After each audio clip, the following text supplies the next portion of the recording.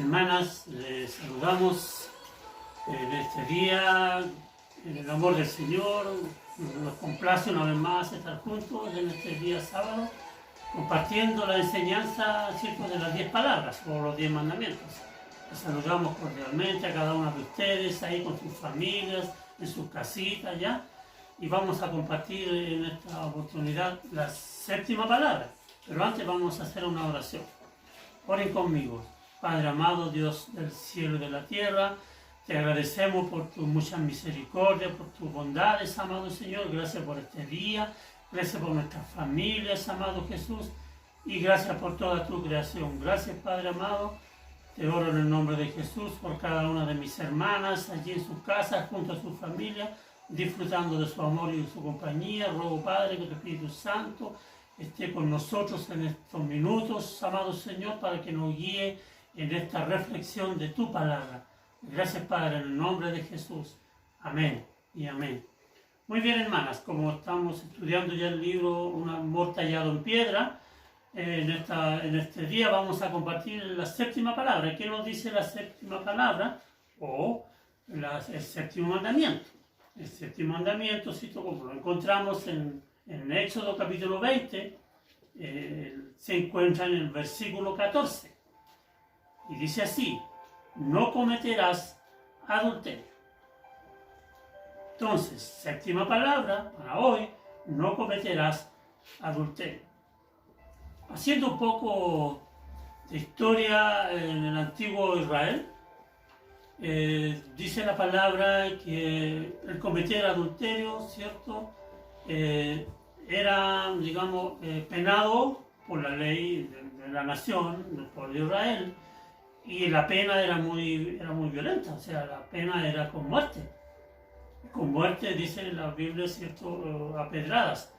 Aunque era una pena muy seria, muy grave, hasta la muerte, ya, no ocurría, digamos, muchas veces. Ya era porque había que revisar muy bien los casos, de tal manera que no era recurrente, ¿ya? Pero sí se realizaron actos de muerte, ¿cierto? Pero aquí hay una dificultad, porque solamente era contra la mujer, principalmente era contra la mujer, ¿ya?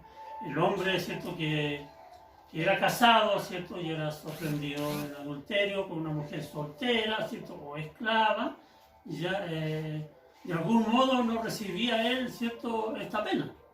Al contrario de la mujer, ¿cierto?, que la mujer era sorprendida cometiendo adulterio, ¿cierto?, era acusada. Y en esos años era muy difícil para la mujer poder defenderse. ¿Ya? Muy difícil buscar pruebas de su inocencia. Era acusada simplemente, ¿cierto?, por este caso por el esposo o por su marido.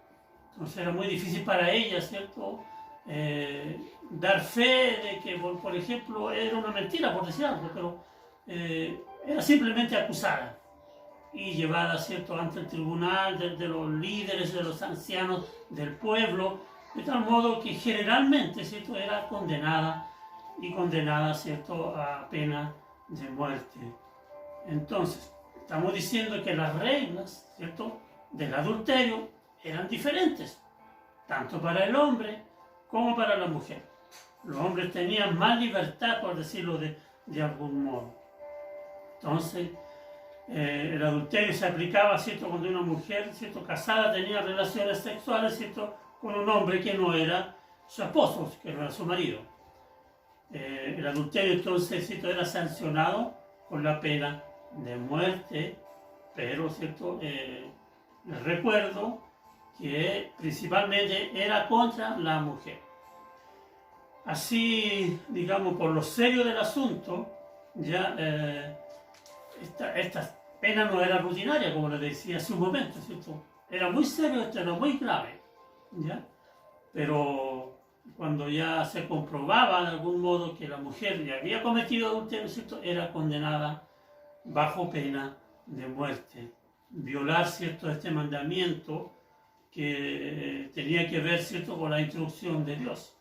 Pero también se resguardaba mucho principalmente el hombre se resguardaba mucho la comunidad, la familia.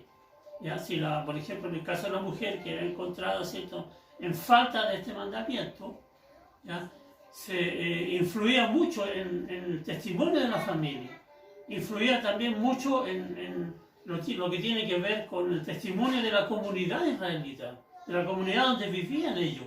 ¿Ya? No solamente faltar a este mandamiento, ¿cierto?, que era el adulterio, digamos, se aplicaba a la familia o quedaba allí interno, no que de algún modo, ¿cierto?, había mucha implicancia para la sociedad, para la comunidad judía, para las familias también.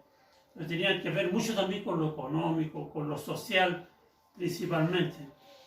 Entonces, esto afectaba mucho a los miembros de la familia de aquellas personas, ¿cierto? Tanto el esposo como la esposa. Y también afectaba mucho, como les decía, a la comunidad de ese tiempo. Pero saben, hermanas, Dios anhela, dice, que los seres humanos tengan relaciones, digamos, seguras. Para eso el Señor Dios, ¿cierto?, instituyó el matrimonio, comenzando por el matrimonio, ¿no es verdad? Y las relaciones que fueran recíprocas y que fueran creativas también, ¿cierto?, para que perduraran en el tiempo y así pudieran servir, digo, a los hogares, pudieran servir a la familia y a las nuevas generaciones que vendrían después. Es como decir, era un ejemplo ya de lo que Dios quería enseñar a las nuevas generaciones. Con el comportamiento, tenía que ver con el comportamiento de los matrimonios principalmente. La pastora Eugenia, ¿cierto?, la autora de este libro, Un amor tallado en piedra, ¿cierto?, nos dice que era una época muy difícil, fue una época muy difícil para la mujer, ¿ya? No así para el hombre, ¿ya? Una sociedad, digamos, de algún modo machista. Entonces, aquí tenemos, ¿cierto?, lo que ocurría o lo que ocurrió en el Antiguo Testamento, en el antiguo pueblo de Israel, con este mandamiento, el que faltaba a este mandamiento de no cometer adulterio. Era físicamente, ¿cierto?, era pena de muerte para la mujer, principalmente. Pero luego en el Nuevo Testamento hay un cambio. ¿Ya? Jesús, la Biblia nos relata, ¿cierto?, el acontecimiento de Jesús con una mujer, dice ya, en el capítulo 8 de Juan, ¿cierto?, del 1 al 11, está el relato allí, de que Jesús tiene un encuentro con una mujer que también había sido sorprendida, ¿cierto?, en adulterio, y las personas del lugar, los hombres, ¿cierto?, la llevan donde Jesús, ¿cierto?, para acusarla, para apedrearla, y lo más seguro para matarla. Pero Jesús está allí, ¿cierto? Y la pregunta es para Jesús, bueno, ¿qué debemos hacer, Señor? ¿Cierto? Esta mujer fue sorprendida, ¿cierto?, en adulterio. Por lo tanto, dice la ley antigua que hay que apedrearla y matarla. Pues Jesús también ahí, ¿cierto?, tiene un momento de una pregunta hacia las personas que estaban allí con las piedras en la mano. Y la pregunta es, ¿cierto?, para las personas, bueno, el que esté libre, ¿cierto?, de pecado, lance la primera piedra. Pues dice la Biblia que ninguno de los que estaban allí, ¿cierto?, pudo lanzar la primera piedra porque se entendió que todos tenían pecado. Y entendemos que todos, ¿cierto?, tenemos pecado. Entonces ninguno se atrevió a lanzar la piedra. Luego dice que la historia bíblica que de a uno se fueron. Y la mujer quedó sola. Y Jesús le pregunta a la mujer, bueno, ¿y dónde están los que te acusaban? Pues no hay ninguno. Y Jesús le dice, pues si ellos no te acusan, yo tampoco te acuso. ¿Ya? Por lo tanto, estás perdonada. Pero también le dice Jesús, vete y no peques más. Y así la mujer también, ¿cierto?, fue perdonada y liberada, ¿cierto?, de esa pena de muerte que, ¿cierto?, recaía sobre ella. ¿Qué es lo que hace Jesús aquí? Jesús aquí simplemente ofrece su gracia con esta mujer llena, ¿cierto?, o lleno de amor para con ella, de tal modo, y le dice, ¿cierto?, que cambie su vida. Dice, vete y no peques más, significa que cambie su vida. Entonces, pero no solo se queda allí este mandamiento. Lo que Jesús está diciendo, ¿no es cierto?, es que cuando las personas reflexionan, porque Él los hizo pensar, porque la primera reacción, ¿cierto?, es ser juez. Esta mujer fue sorprendida en adulterio, ¿cierto?, hay que matarla, hay que apedrearla, y está condenada. Pero Jesús, con la pregunta que les hace, los hace reflexionar a las personas, los hace pensar. Si dice la Biblia, si yo estoy libre de pecados, puedo entonces condenar. Pero esta pregunta que le hizo Jesús llegó a su mente, llegó a su inteligencia y también llegó a su corazón, a toda su alma. Dice, bueno, ¿y quién soy yo entonces, cierto?, para juzgar a esta mujer. Porque tal vez muchos de los hombres que estaban allí también cometieron adulterio. No lo sabemos, ¿cierto? Pero es probable que algunos de los que estaban allí hayan cometido adulterio, o no solo adulterio, también, ¿cierto?, hayan cometido algún robo, hayan cometido otra infracción a la ley o a los 10 mandamientos. Entonces, por eso ninguno se atrevió, ¿cierto?, a lanzar la primera piedra. Porque, ¿cierto?, asumieron que todos tenían pecados de una manera o de otra, de una índole o de otra índole. Vale decir, todos tenían pecados. Y también todos tenemos pecados, ¿cierto? Entonces, la ley va mucho más allá. ¿Cómo la aplicamos ahora esta ley digamos que fue escrita hace miles de años, ¿cierto?, para nosotros ahora? Bueno, ahora, ¿cierto?, no existe esto de que si una mujer es sorprendida en adulterio, ¿cierto?, o si un hombre es sorprendido en adulterio, ¿cierto?, hay que llevarlo delante del juez y ahí condenarlo bajo pena, ¿cierto? No existe eso ahora. Pero entonces, ¿cómo se aplica este mandamiento? ¿Cómo se aplica esta palabra ahora para este mundo? Para nosotros hoy. Dice la Biblia que hay muchas maneras, ¿cierto?, de violar también este mandamiento que Dios nos dejó. No cometer adulterio. Y esto está referido en el sentido ya de que nosotros somos egoístas. Y como somos egoístas, muchas veces queremos alcanzar aquellas cosas de acuerdo a lo que nosotros queremos, de acuerdo a lo que yo quiero. No pienso ya en los valores de la otra persona o los derechos de la otra persona. No pienso mucho en ella, ¿ya?, o en la otra persona. Qué es lo que está pasando, qué es lo que está sufriendo, qué es lo que desea, qué es lo que piensa, cuáles son sus valores. Somos muy egoístas en ese sentido, ¿cierto? Pero lo que nos dice la palabra es que también cometemos adulterio allí. Cometemos adulterio también cuando queremos alcanzar aquellas cosas que yo quiero para mí. O sea, ahí soy muy egoísta, ¿ya? Y ahí también puedo destruir, ¿ya?, la vida de otra persona.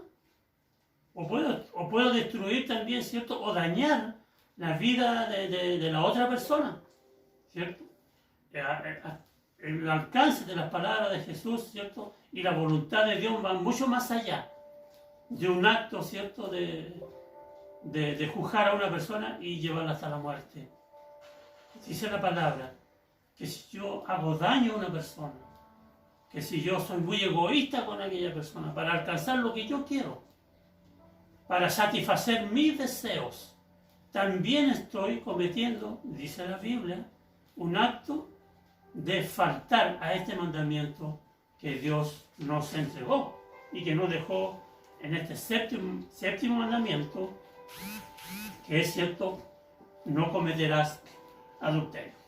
Entonces esta palabra nos invita, ¿cierto?